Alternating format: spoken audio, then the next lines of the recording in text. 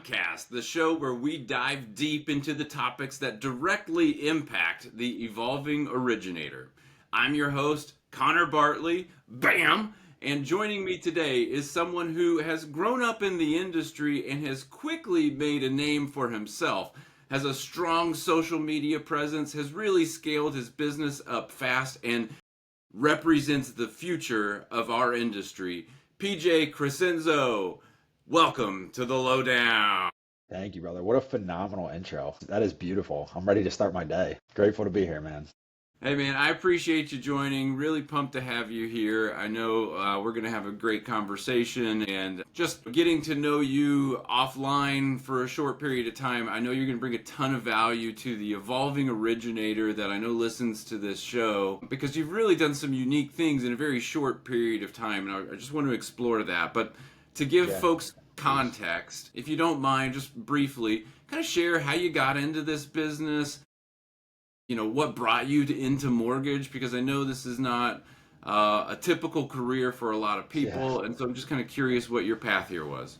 Yeah, absolutely. So I was actually talking with my wife yesterday because I think one of the things about the mortgage business is it brings your focus to the immediate present moment a lot, even though sometimes it's hard to be present when you're outside of the office because you're focused on the next loan, the next app, the next client. But it's cool to go back because I really did grow up in the business. I was thinking about when I was 8, 9 years old, my father and my uncle ran a brokerage together for a decade. And I just remember being at the sales office, seeing different LOs and brokers come in and out, looking at the whiteboards, looking at the closing projections. So I always got exposure to sales, to events, to client presentations. I was in the back of the room. I was on road trips, going to different lunch and learns. So I think I'm a product of the environment. I didn't intentionally choose to go into mortgages until when I was in college. I was at College of Charleston, and I was getting my degree in commercial real estate. So I actually was going to start in commercial lending. I had a job lined up in Charlotte, was going into commercial lending, and I reached out to my dad my last semester for a part-time job while I finished out college. So when I got connected with my father, it was right when the market hit its floor. It was April of 2020 or March of 2020. The day I signed my offer and I started, 2 weeks later, the bond market just completely fell out. And a part-time job, which was going to be, 20, 25 hours a week, turned into 70 hours. So my first full month in the mortgage business where I was like, okay, I'm doing this was June of 2020. And we worked 7 days a week, truthfully, like Saturday and Sunday in the office in sweatpants from 8 a.m. to 8 p.m. Every client came into the office. We got all their conditions and scammed them in, uploaded them in the file. Like, it was phenomenal exposure to seeing a file go from start to finish. And then I think that first month together, we did 27 loans, and it was just my father, myself, and a processor. And we did 27 loans my first full month, and it was all purchase. So I got into the business, started as an assistant processor, and then went from assistant processor to LOA to sales manager to assistant branch manager. And so we went from that first month where it was the three of us doing 27 loans to our last month.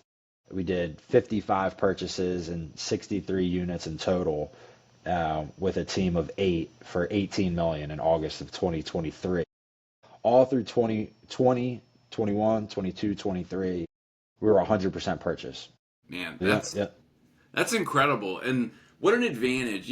I encourage anybody who's out there really trying to learn this business to try and find a high volume environment to be in. Take a step back and get into a lesser role if you have to, but get into a place where you can learn, have accelerated learning, and sort of be force-fed by the fire hose. If this is a career that you really want to be successful at, the faster you can get exposed to everything, the better. Because I feel like when you're in that sort of slow, steady going kind of, this branch is going to fund about 3 million, 5 million this month, something along those lines. While that's respectable, it doesn't really get you the exposure to the broad, amount of scenarios and different, things that you need to figure out to really, be a high impact, high producing loan officer. So that's a great environment to go into and really have that exposure, especially at the time in history that you were there. No, it's priceless. I remember it was month 6, and at the time, I think as an assistant processor, I was making 40,000, And I'm thinking, this is so hard. Yeah, what It a was hard so, $40,000 job. yeah, it was so much volume. Like, because at the time, too, that was with like massive amounts of overtime. I remember in August of 2020, I looked at a biweekly stub and it was 130 hours, like Wow. truly working in the system. So whatever that was, 75 per week. Yeah. And but I think that's phenomenal advice. You'd be better off going from a loan officer doing 1 to 2 deals a month and going to work for the top production team in your city. Go be an LOA, take every app, every credit scenario, every potential pre-approval, get exposed, trial by fire, see 1,000 at bats. Because in 4 years in the business, I've literally seen 2,000 purchase transactions close and have personally touched 10,000 applications. So, like, there's no way I would have the confidence or be able to provide the value in my local marketplace on how to structure deals or put loans together without having that many reps. And it would have been Yeah. physically impossible to ever get that many reps without being in the environment I was in. Yeah, and that you said the key word, it's confidence. A confident loan officer can really be such a valuable person in the life of a transaction because you're empowered with this ability to know, to pivot to this product or program or how to structure it one way or another and really just be the expert that the client needs. And so, yeah, having that confidence, I think, is so key. But that's a great point. Well, and one of the best things about our business, and then do you have anything else to fire away, or No, you want I'm me to keep good, man. going? Okay. Well, one of the best things about our business from an earning perspective, from a volume perspective, is like the analogy that comes to mind is you have the Maslow hierarchy, where you have a survival, and then you have like these different tiers where the peak is enlightenment. It's kind of the same thing with the education in the mortgage business, which is like that survival block. You're just trying to figure out, what does any of this mean?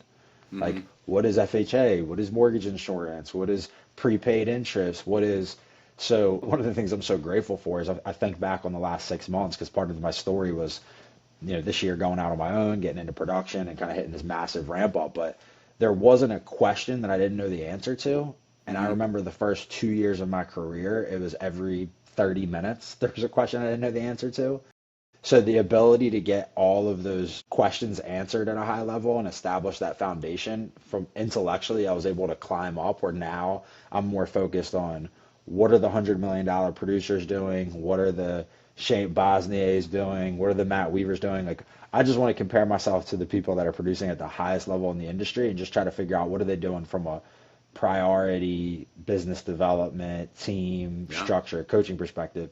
But you can never get there if you don't first start with what are my ratios on a manual underwrite, and it doesn't run DU. Have you tried LP? Like, so I think the faster you can kind of climb those knowledge blocks, the faster you could focus on higher and better problems and higher Yeah. level strategy. Completely agree, man. So you started producing, Hmm. and that's been a very fast ramp up for you. You already alluded to that, but getting into the business and being on your own in production, like what was that first month like, or kind of take us through just this Yeah, I mean, I think the short journey that you're toughest on right now. thing for any sales professional, and especially loan officers, is the mental game. Like, I think truly 90% of this business is between your ears, and Mm, then 10% is everything else. I mean, how you show up, when you show up, how you communicate, what you're communicating, who you're communicating to. All of these things are intellectual, they're mental, they're emotional, they're spiritual.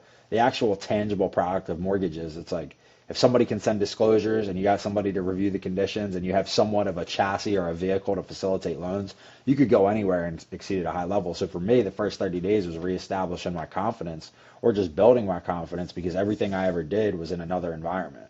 So it was like, oh, can PJ do this, or was this a product of my team? Can PJ build a relationship, or was it a product of my old company? And I think any loan officer that goes to break into the marketplace, there's so much uncomfortableness and coldness. Like, so for me, not only was it going out on my own, it was going out on my own in a brand new city. So mm, it was commission only when I yeah. was used to multiple streams of income, base pay, bonuses, commissions. Like, we were running a really high production team. So commission only. First week in Orlando, I found out my wife's pregnant with our second child. I'm waiting for my house to sell in South Carolina. So it's two mortgages, commission only. I found out my wife's pregnant, and I don't know a single person in the city, not one person. So I'm like, all right, well, the beauty of that is there's only one option. Failure is not an option. I'll die before my family goes hungry. So let's figure it out. And then that first month was strategy and belief. It's like, okay, how am I going to do this? What am I going to do? And then how do I do it with confidence? And then I think once I have reestablished confidence and saw proof of concept of I can go into an event, I can find one person that's like-minded, I can invite them to coffee, I can ask them questions about themselves for an hour and say nothing about myself, and in the last 30 seconds just happen to mention, hey, if you have anybody that needs a second opinion or isn't pre-approved yet, just have them put me in a group chat. I'd love to give them a call and introduce myself. Just a simple ask, and then it's like, oh, okay, I have a framework. So I remember my first deal in Orlando was off a DM, an Instagram DM. Like I was literally just sending out DMs saying, hey, I'd love to learn more about your story, and then being authentic, like showing up to the appointment, just asking like, what's your story? Where are you from? Do you have any siblings? Like, Yeah. how are you raised? Yeah. Nothing about mortgages. I never said a single thing about mortgages. And I remember at the very end of the first meeting I had 2 months into Orlando, the realtor I met with said, do you know anything about USDA loans? I said, absolutely. Maximum income can't exceed 30%. Here's your max DTI. Here's the two-step underwriting process. We got to get it 100% approved here. We're going to send it off to a USDA field office to review the conditions. Here's the household income. How many kids do they have? But even like, so it's two-pronged, right? I had to have all of this information about doing 30 USDA loans to then be able to have the opportunity to execute. Because as a loan officer, it's twofold. Not only do you have to cultivate the opportunities and get in front of people that can potentially refer you business, you also have to be prepared to give them the feedback they need when they ask. Right. Yeah. So that was the first one. And then that one deal ended up turning into her sister and her mom. So I did 3 deals off an Instagram DM in a city I've never There you been go, to man. until we Well, got and here. I went and looked at your Instagram before we started talking today, and what I really appreciated about it is that I really get a good, just scrolling through, I really get a good sense of who you are. Like I can see without even watching the videos that you're knowledgeable and that you're educating. I get a sense of your family, that you got a young family and, baby on the way and all of that, and, and that you're out and about and that you're really doing some kind of man of the people stuff sort of thing. And like I can really just get a sense of who you are. And I think that's so important when we're talking about personal brand, that we're not using it to just be a one dimensional, let me be the mortgage guy, but people want to know that you're a human being and, and that there are other things going on in your life, because that's just kind of how we are. We kind of want to get a feel for somebody before we do business with them. But I want to go back to something because you mentioned going out to events, being new in the city. Was that sort of your initial way of kind of getting out, accelerating your growth, was being face to face in person more, or did you do that more through social to kind of get that ball rolling, or was it a combination of the two? Yeah, I think it was a combination of one of my mentors when I told him I was doing this. He said, the best advice I have for you is be everywhere and anywhere. So I think I just took that feedback and then put it under a couple of different umbrellas and vehicles. So I had that feedback. I had a great leadership team that I'm currently with that kind of identified some pillars of different types of events and business to go after within my Mm, networking efforts. And then the first professional role I ever had in an entrepreneurial sense was network marketing. So I had experience of just trying to turn something from nothing and just canvassing and prospecting and doing in-home presentations. So I kind of just took everything I've ever done in sales. I've gone door to door. I went door to door my entire senior year of high school every day, knocked on no doors and kidding. sold windows. So I took everything I've ever done in sales and just did a mosh pit and just said, I'm just showing up everywhere. But I think the key to that was having the faith that I don't need a sale today. I don't need a loan app. I don't need anything. All I need is people to know that I exist and that Mm. I mean what I say and I'm going to do what I say. And then I knew that the Lord would just take care of it from there. Like it was really just a partnership of like, hey, I'm just going to show up and do my job. And from there, I think everything will just take care of itself. Yeah, I'm a person of faith too, and I've always believed that God can't use me if I'm not doing anything, and so you got to take action, and amazing things can happen. And yeah, I think that's a great perspective of just showing up every day, making sure people know you're there and serving them and doing your part to fulfill the needs that they have. And, all that sort of just ends up working, in the end, And it leads to a eventually, positive. right? And I think you could take this twofold, right? So you could take it from the spiritual lens, and then we'll also put it into the professional lens. So I think, like, what is our greatest fear as believers as we get to the end of our time, and we hope that we hear, "Well done, my good and faithful servant," right? Like, Right, let me right. steward my life in a positive way. Well, my greatest fear, in addition to that, is the Lord telling me He never knew me. Like, I want to be a good steward of the life that I've been given. But in addition to that, from a professional capacity, is to maximize my potential. Like, that's my mission, is to live a fully integrated life that maximizes my God-given potential.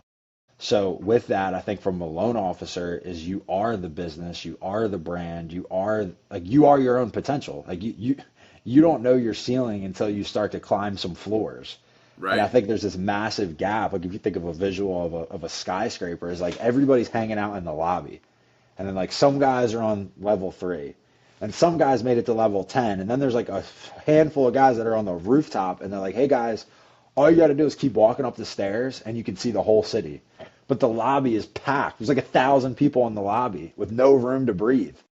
And it's like there's so much more opportunity if you can just kind of break through these mental ceilings and barriers.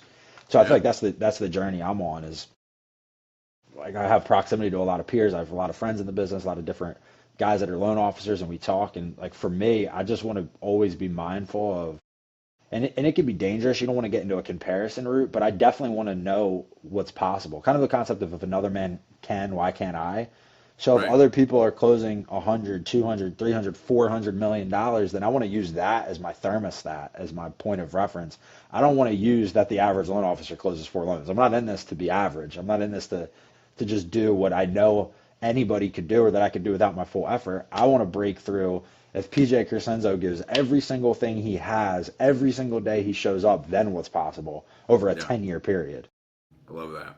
Well, and what you find, just kind of going off the skyscraper analogy, seems like it's really hard to get out of the lobby because people are trying to pull you down, like Yes, keep you in the lobby. But then the higher you go, more hands are reaching down to pull you up. And that's something that I've 100%. always noticed about top performers in our industry is that they really are givers of their knowledge and of what it is that they've figured out and how they do their job. It's just the fact of the matter is, being at that level, like they've gone through a lot of really hard things and did the uncomfortable stuff. And so while they make it seem easy now, it wasn't easy then, Well, and it's and simple, and you hear that, right? It's simple, but it's not easy, and that's every effective strategy of everything. Like waking up early is simple, but it's not mhm, easy.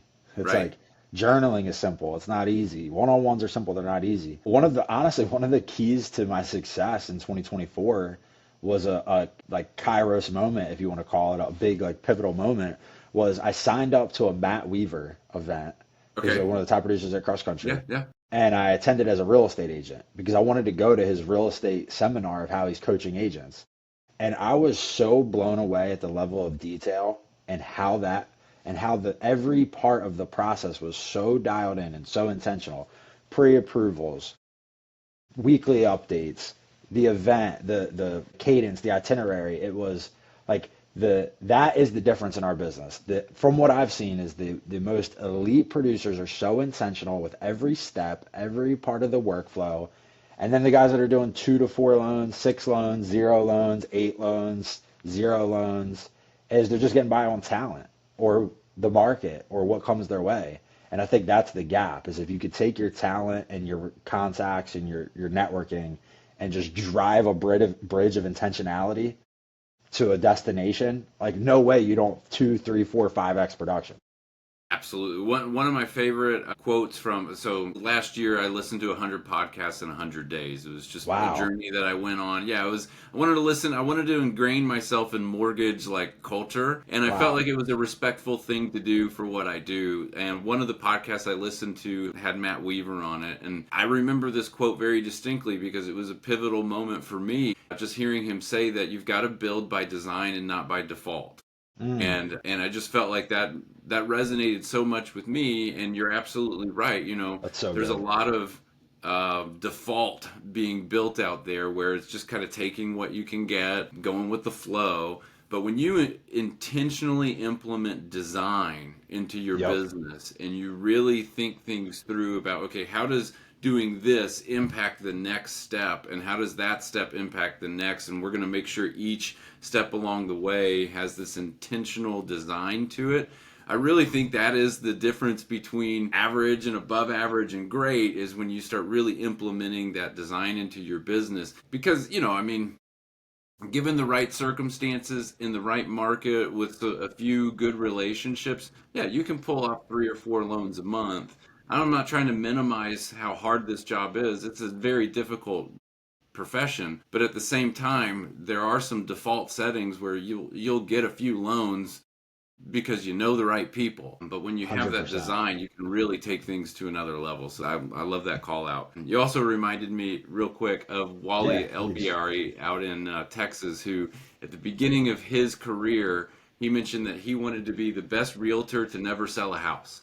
And what he meant by that was he wanted to learn what real estate agents do so well that he could speak their language and be the best partner he could be for them by understanding their problems and understanding their, and knowing what they're going through so well that, the greatest compliment he could get is, are you a realtor? And I think that's just an important journey for every originator who really wants to be at the top of their game to think about taking is Well, and that's a getting good takeaway because I think one of the most common mistakes younger originators make is becoming too mortgagey, if that's hmm a word. Like it's like I see this with a lot of producers. It's all about APR and amortization, and they start to become a human calculator, which is a great skill set in certain capacities. But by far, the people outweighs the product every day. Like the product's important because you need to facilitate their goals from point A to point B. But at the end of the day, they feel more valued when you're asking about their kids and their U-Haul and why they're moving and how beautiful their new house is versus drilling into how an eighth of an APR impacts their return on investment. right, right, yeah, And that's the beauty completely, of our business. When you make it about the yeah. people, there's a lot of value that comes from that.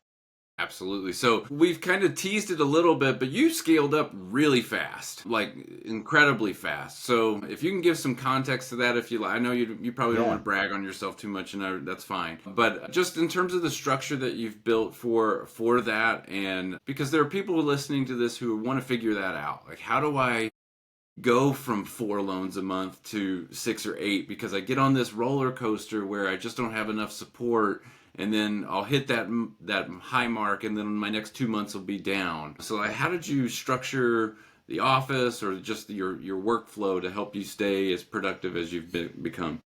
Yeah, I think there's a lot of answers to that if the goal is to speak to the loan officers that want to go from 4 to 8. So I'll give a quick high level on my story and what I think were a couple key moments that allowed me to increase production, and then I'll try to filter that for feedback from anybody that wants to go from 4 to 8 loans.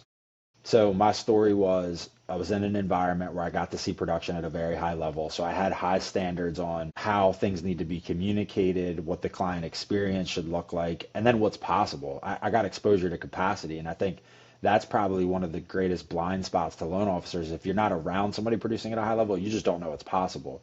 It's almost like wealth. It's like if you grow up in an area where everyone's living paycheck to paycheck, or you've never seen anybody have index funds or have a trust or get exposed to any high level monetary language, you're just not going to know. So it's the same thing with producers. You got to get around or look up to people that are producing at a high level.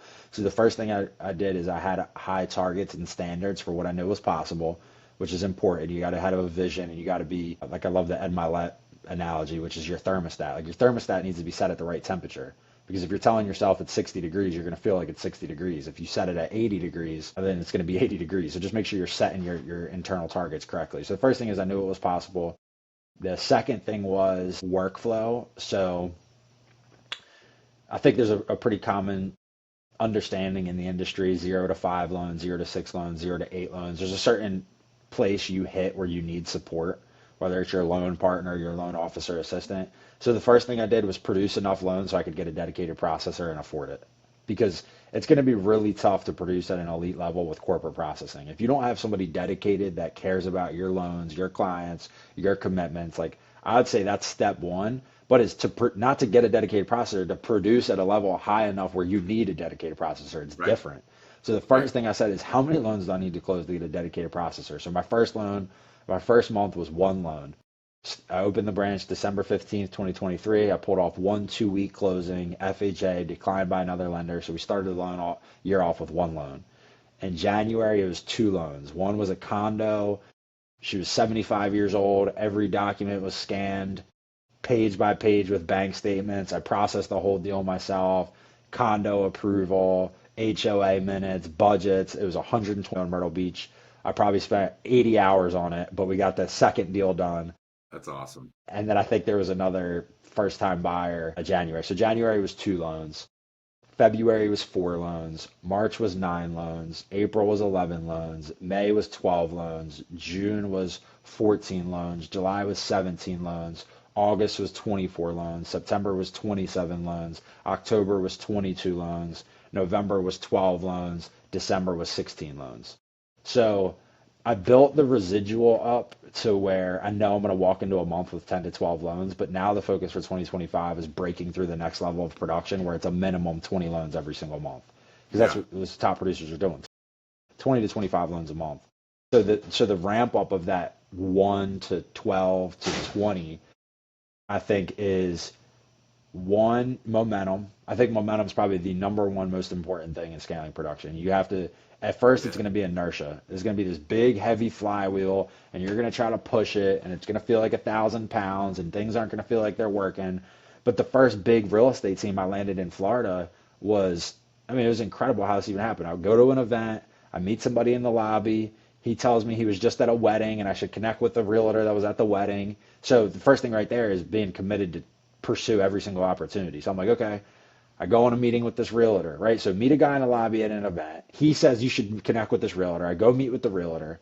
His mom's a lender, but I still take the meeting and I explain everything I know about financing, residential, commercial, hard money. He's like, this was the most informative hour I had. You need to meet this guy. So then I go and meet another guy. That guy says you need to meet my broker. I go and meet with the broker. The broker was in the process of signing an agreement to go into a joint venture with another mortgage company. And I said, hey, before you do that, let me make a proposal. And I pitched a rev share agreement, her getting licensed. Since it came out with RESPA, hey, you can earn up to 50 basis points on referrals, right? Dual license agent. Anyway, long story short, then that one meeting ended up turning into 6 loans for August. So, I mean, I had no idea what I was doing. All I know is I was just going to continue to have as many one-on-ones as humanly possible and do the same thing. Ask how I can help, provide value. So, anyway, that's kind of a rant of like a takeaway from my story. But the takeaway from that was I knew what was possible, number one. Number two, I was committed to doing the weekly and daily activities needed. Number three, I was going to try to create momentum. And then number four, I was just constantly studying what everybody else was doing.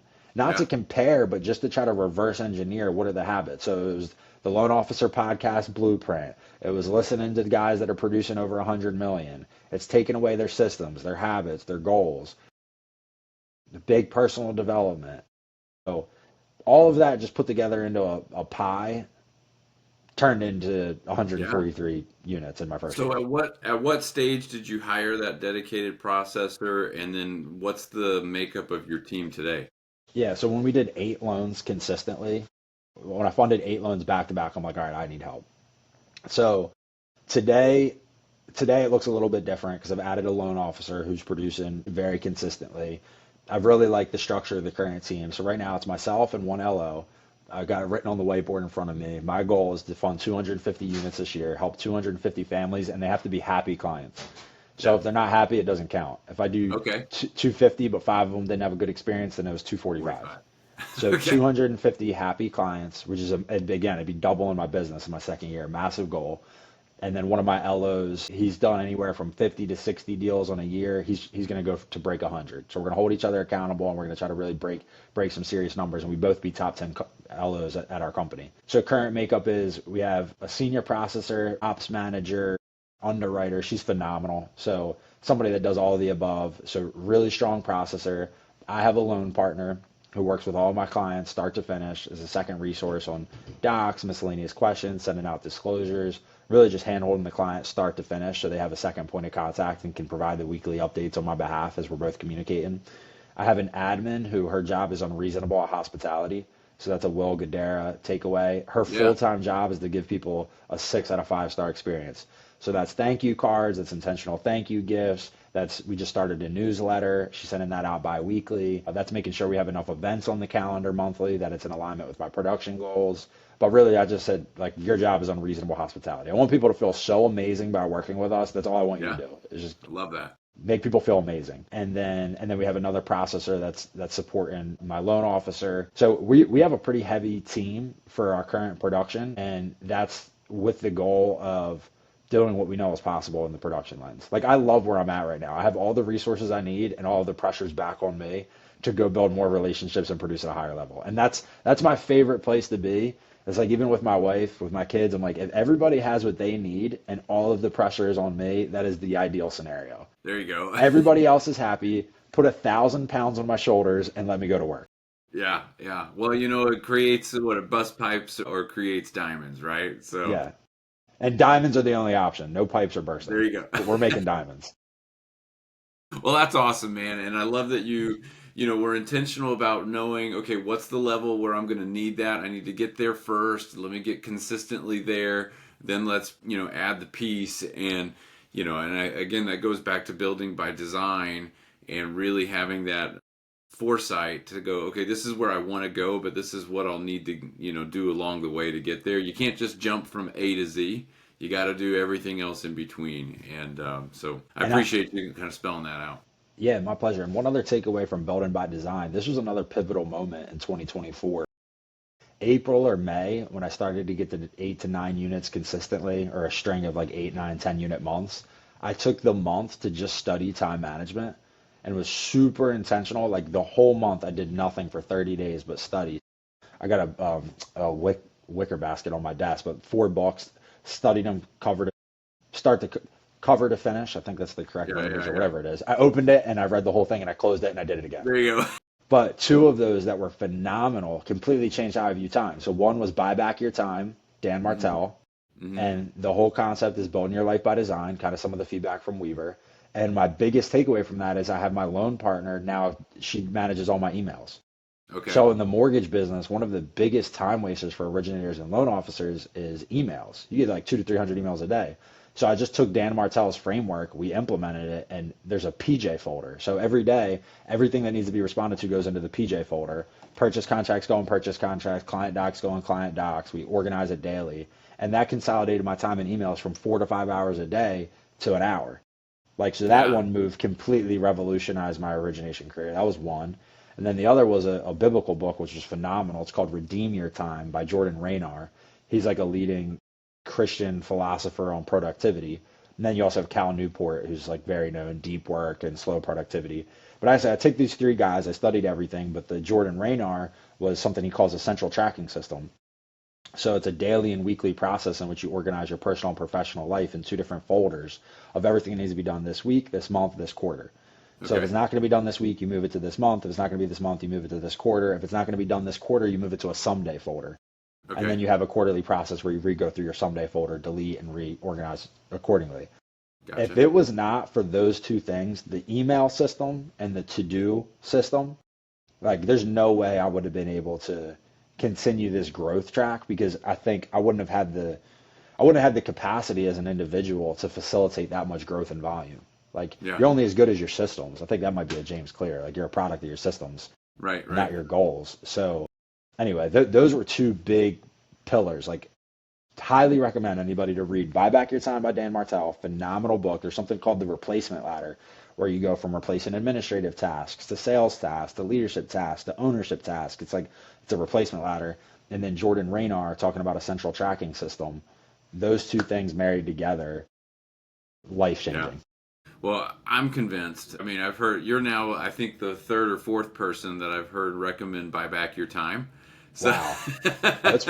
It is a phenomenal book. Like, yeah. very, very good.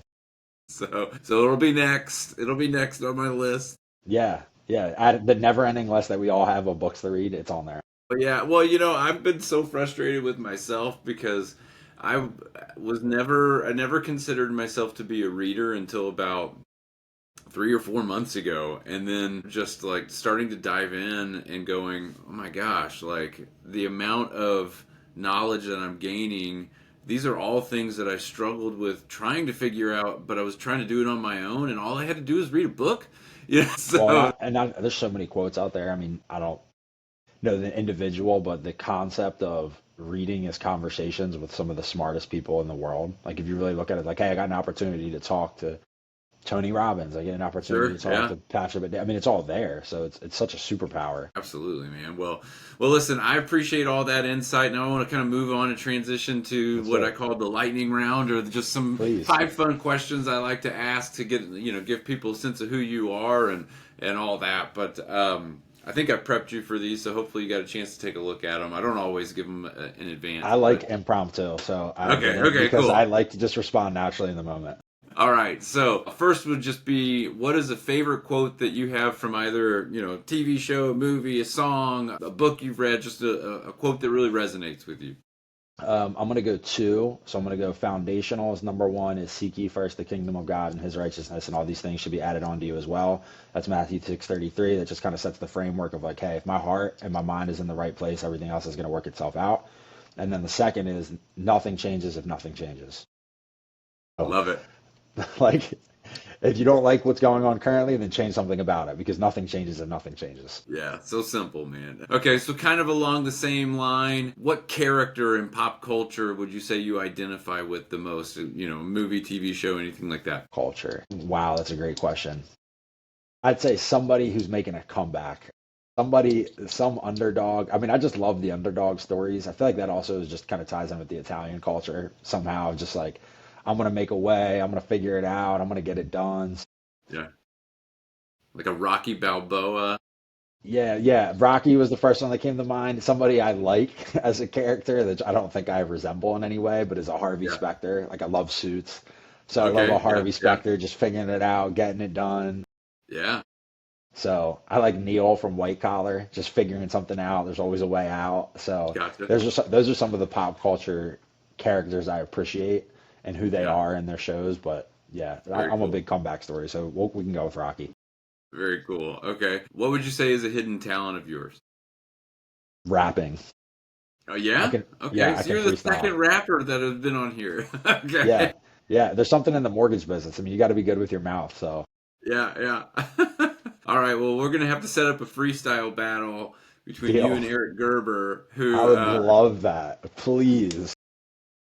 all right, we're gonna promote I'm it. We're more. gonna get it pushed out there. But yeah, this Yes. will be great. Okay, we'll find somebody who can make some beats, and we'll go. Uh, Okay. all right. If you weren't a loan officer, what would be kind of your dream career? What would be something fun that you'd like to do instead? Well, this might be the end of my loan officer career once I get enough capital, but I think my dream would be to run a small family business where my kids can come to work every day. I run something with my wife, wellness center, coffee shop, breakfast, brunch. I would love like that. The greatest challenge in what I do is that I don't have something I can plug my toddlers into where they can Yeah, come. But sure. I would, if I could do anything, it would be a place where my entire family can reap the fruits of my labor from a Yeah, lifestyle perspective and not just financially.